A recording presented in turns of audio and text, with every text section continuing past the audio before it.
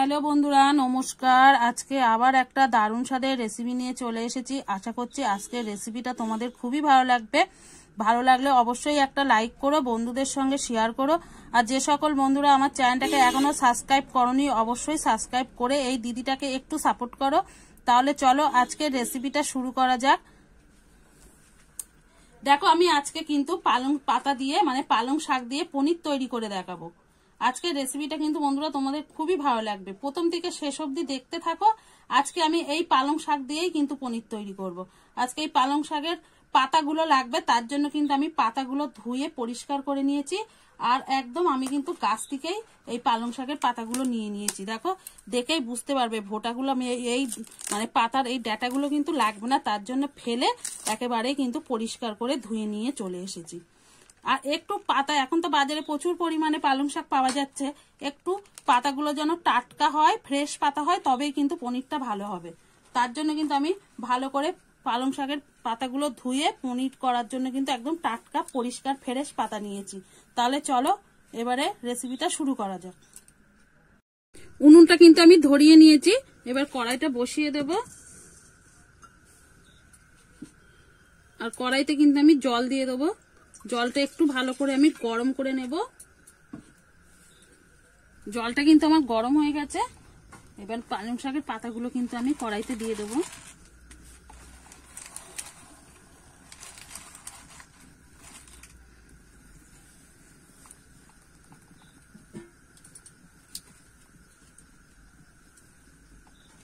একটুখানি আমি ঢেকে দেব। ঢাকনাটা খুলে আমি দেখে নেব। দেখো, যেহেতু পালং শাকের পাতাটা কিন্তু নরম, ওর জন্য কিন্তু দেখো তাড়াতাড়ি কিন্তু সিদ্ধ হয়ে গেছে। দেখেই বুঝতে পারছো তোমরা। দেখো, এর চেয়ে কিন্তু আর বেশি সিদ্ধ করার দরকার নেই। এবারে কিন্তু আমি পালং শাকটা নামিয়ে নেব।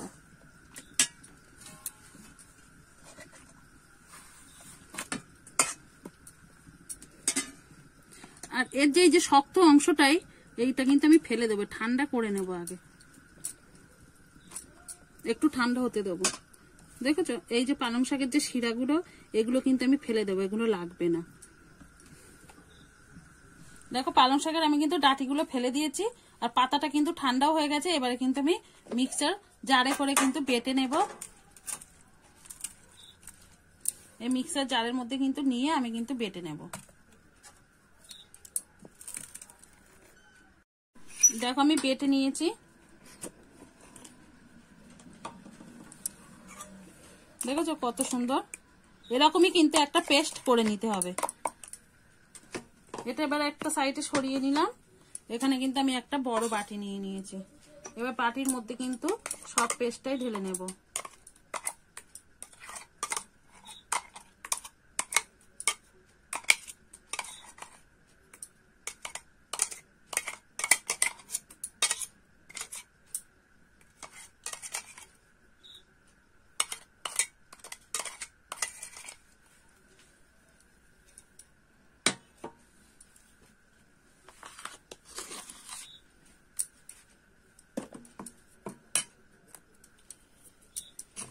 এখানে কিন্তু আমি বেসন দিয়ে দেব।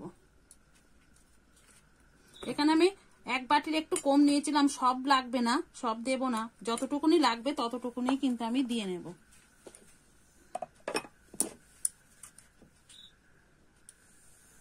আর এখানে স্বাদ অনুযায়ী কিন্তু লবণটা দিয়ে নিচ্ছি।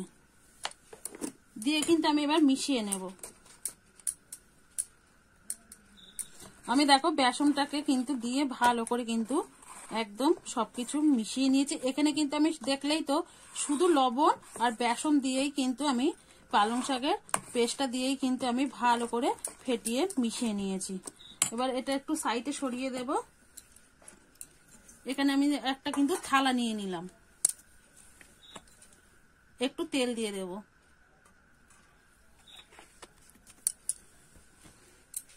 এবার তেলটা কিন্তু আমি ভালো করে থালার চারিপাশে মাখিয়ে নেব।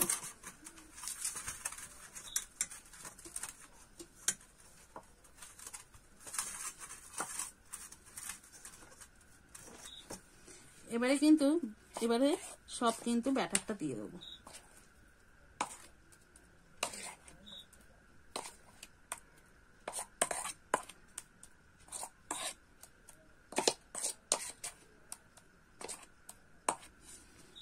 এবারে কিন্তু একটু আমি পাতিয়ে নেব, খুব বেশি কিন্তু হালকা করব না, যেহেতু পনিরটা কিন্তু একটু মোটা মোটাই হয়, খুবই হালকা হয় না।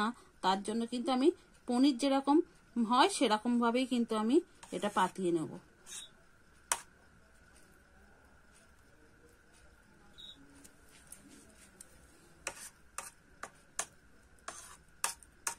বেশি হালকা করলে কিন্তু পিস করার সময় ভালো লাগবে না, একটু মোটা করে নিলে দেখতেও ভালো লাগবে, তখন পনিরের শেপটা আসতেও কিন্তু ভালো হবে, সুবিধা। ওর জন্য কিন্তু আমি এরকম করে চৌকো করে নিচ্ছি।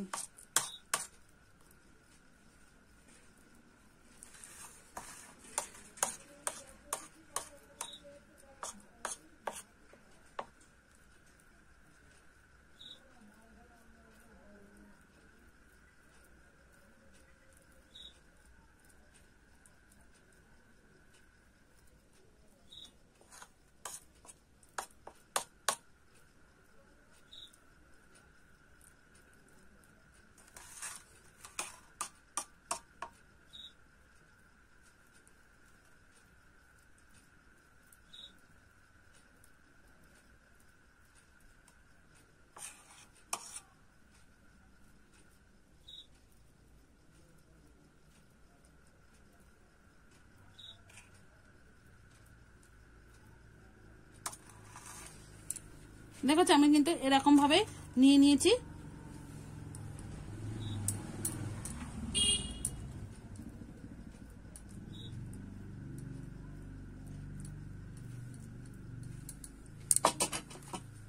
আগে থেকেই কিন্তু আমি জলটা বসিয়ে দিয়েছিলাম, জলটা দেখো গরম হয়ে গেছে।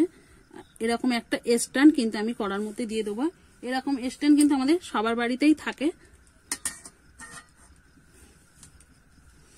এবারে কিন্তু বসিয়ে দেবো,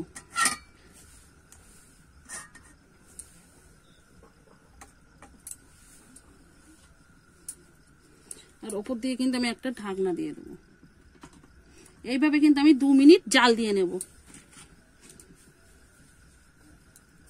বন্ধুরা এবার ঢাকনাটা খুলে আমি দেখে নেব।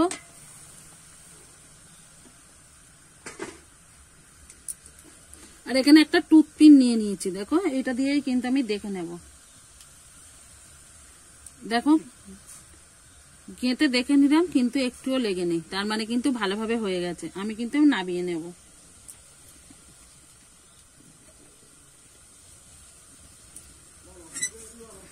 দেখো নামিয়ে নিয়েছি, এটা এবার ঠান্ডা হতে দেবো। দেখো ঠান্ডা কিন্তু হয়ে গেছে, হাতে কিন্তু দেখো একটুও লেগে যাচ্ছে না। এবারে আমি কিন্তু পিস পিস করে নেব, যেরকম পনিরের পিস করে আমি কিন্তু সেরকমই পিস করে নেব।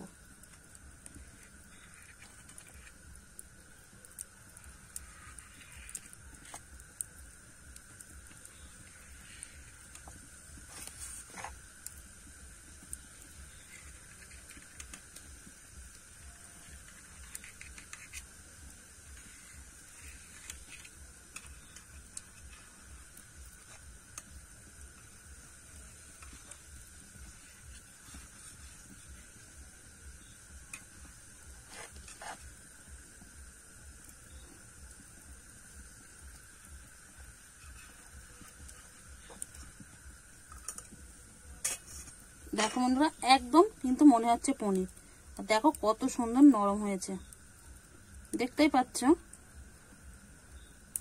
কত সুন্দর। দেখো সিদ্ধ হয়েছে, দেখো একদম মনে হচ্ছে কিন্তু পনির।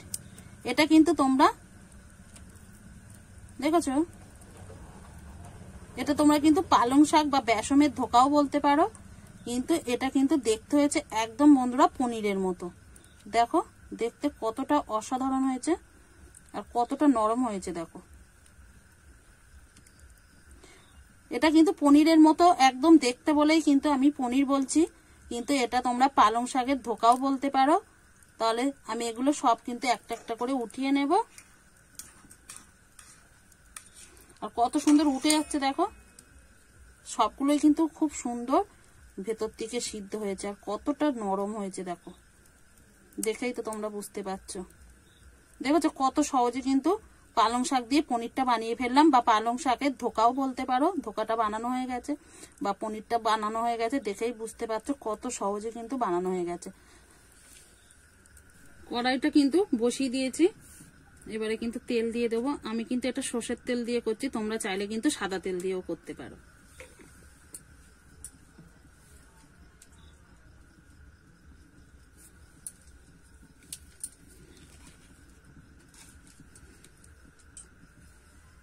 তেলটা তো গরম হয়ে গেছে, এখানে কিন্তু আমি গোটা গরম মশলা দিয়ে দেবো। দালচিনি, একটা লবঙ্গ, মানে দুটো লবঙ্গ দিয়েছি, একটা না, আর একটা এলাচ ফোড়নে দিয়ে দেবো।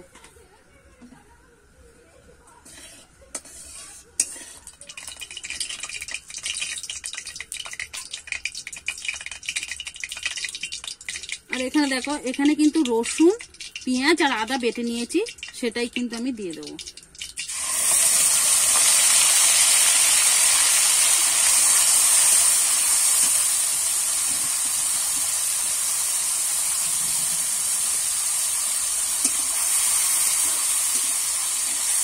ভালো করে কিন্তু আমি আদা পেঁয়াজ রসুনটা কষিয়ে নেবো যতক্ষণ না কাঁচা গন্ধ যায়।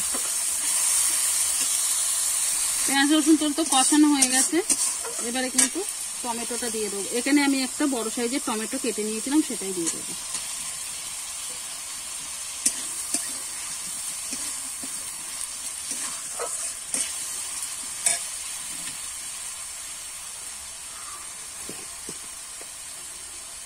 এবার এখানে স্বাদ মতো লবণ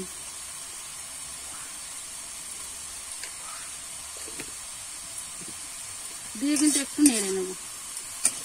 লবণটা দিলে কিন্তু টমেটোটা একটু গলে যাবে তাড়াতাড়ি, তার জন্য কিন্তু লবণটা আমি আগে দিয়ে দিলাম।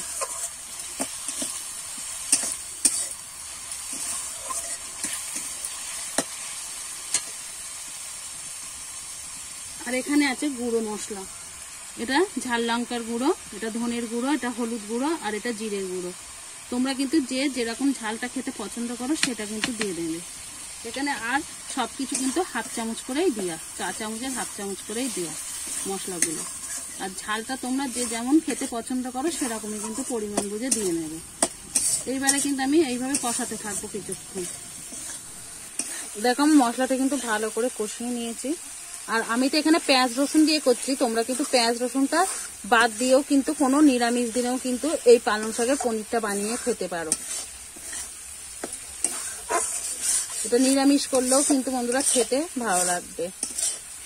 আমার মশলাটা তো এখন কষানো হয়ে গেছে, আর মশলা থেকে কিন্তু তেল ছেড়ে দিচ্ছে, আর কিন্তু আমি কষাবো না। এবারে জল দিয়ে দেব।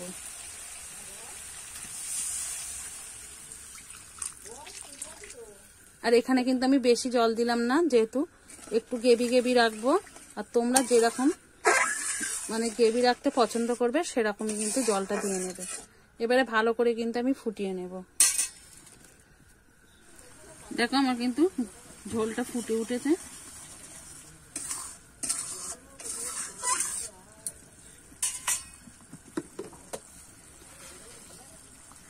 এখানে কিন্তু আমি একটু সামান্য মিষ্টি দিয়ে দেবো, যেহেতু পালং শাক দিয়ে পনিরটা বানানো, তার জন্য।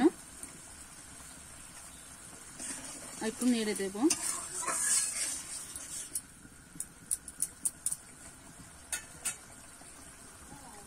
এবারে কিন্তু পালং শাকের পনিরটা আমি দিয়ে দেব।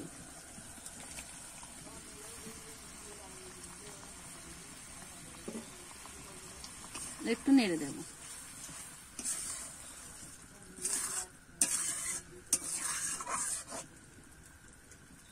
আমি একটু ফুটতে দেব। আমি কিন্তু ভালো করে ফুটিয়ে নিয়েছি, এবার একটু নেড়ে নেব।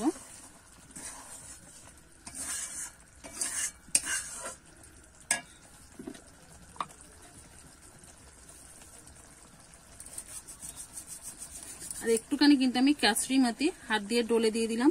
তোমরা চাইলে কিন্তু এখানে ধনে পাতাও দিতে পারো, এখন তো ধনে পাতা পাওয়াই যাচ্ছে। আমি কিন্তু এখানে একটু কাসুরি মেথি দিলাম, এতেও কিন্তু গন্ধটা খুব সুন্দর আসবে, আর খেতেও কিন্তু খুবই ভালো লাগবে। আমি কিন্তু আর এখানে জাল দেব না, এবারে নামিয়ে নেব।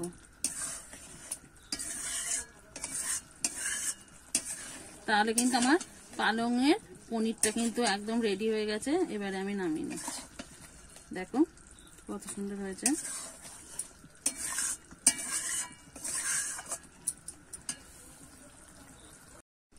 দেখুন বন্ধুরা, আমি কিন্তু একটা পাত্রে নামিয়ে নিয়েছি পালং শাকের পনিরটা, আর দেখতে কতটা লোভনীয় হয়েছে দেখো। একবার হলেও বাড়িতে এইভাবে বানিয়ে খেয়ে দেখো, খেতে কিন্তু খুবই অসাধারণ লাগে। আর আমি কিন্তু ঘরে থাকা উপকরণ দিয়েই কিন্তু খুব কম সময়ের মধ্যে দেখালামে, কম সময় বা কম উপকরণেই কিন্তু ঘরে থাকা উপকরণ দিয়েই কিন্তু হয়ে যাবে এই পালং শাকের পনিরটা। একবার হলেও বাড়িতে বানিয়ে খেয়ে দেখো, ভাত বা রুটি পরোটার সঙ্গেও কিন্তু খেতে অসাধারণ লাগবে। আর বাড়িতে বানিয়ে খেলে কেমন লেগেছে অবশ্যই কমেন্ট করে জানাবে। তাহলে আজকের মতো ভিডিওটা এখানেই শেষ করছি। আবার নতুন কোনো ভিডিওর সঙ্গে দেখা হবে। ততক্ষণে ভালো থেকো, সুস্থ থেকো, সাবধানে থেকো।